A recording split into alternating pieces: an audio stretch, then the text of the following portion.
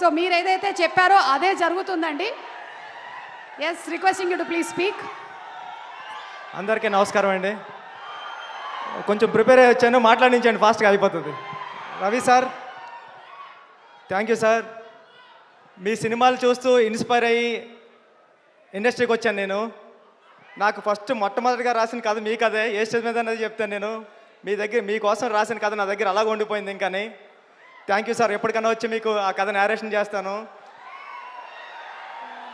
నేను సినిమాలు చూస్తుంటే మా నాన్నమ్మ గారు అనేవారు, ఏట్రా హీరో ఎప్పుడు అందరితో తిట్లు తింటూ ఉంటాడు, మీ క్యారెక్టర్ని ప్రతి క్యారెక్టర్ సినిమాలో ఉన్న క్యారెక్టర్లను తిడతానే ఉంటారు మీరు చేసే అల్లరి పనులకి.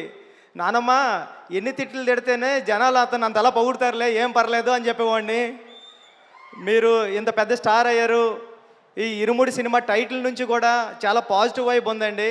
అప్పుడు ఎప్పుడో అయ్యప్ప స్వామి మహాత్యం అనే సినిమా వచ్చింది శివ గారు, శరతబాబు గారిది, చాలా పెద్ద హిట్ సినిమా. అలాగే ఈ సినిమా కూడా చాలా పెద్ద హిట్ అవ్వాలని మనస్ఫూర్తిగా కోరుకుంటున్నానండి.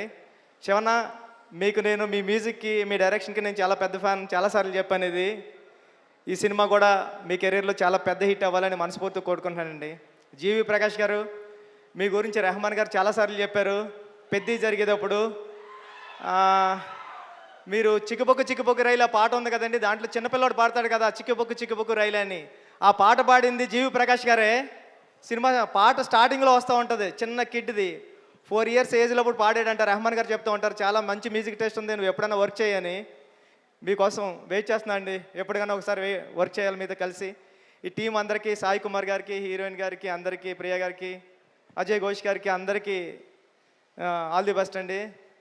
రవి గారు, నవీన్ గారు, నేను ఉప్పిన మైత్రిలోనే పుట్టానండి. నేను ఉప్పిన సినిమా, రవి గారు, నవీన్ గారు అంటే నాకు చాలా ఇష్టం. వీళ్ళ బ్యానర్లో వచ్చే ప్రతి సినిమా పెద్ద హిట్ అవ్వాలని మనస్ఫూర్తి కోరుకుంటానండి. టీం అందరికీ ఆల్ ది బెస్ట్ అండి. థ్యాంక్ యూ సో మచ్ అండి.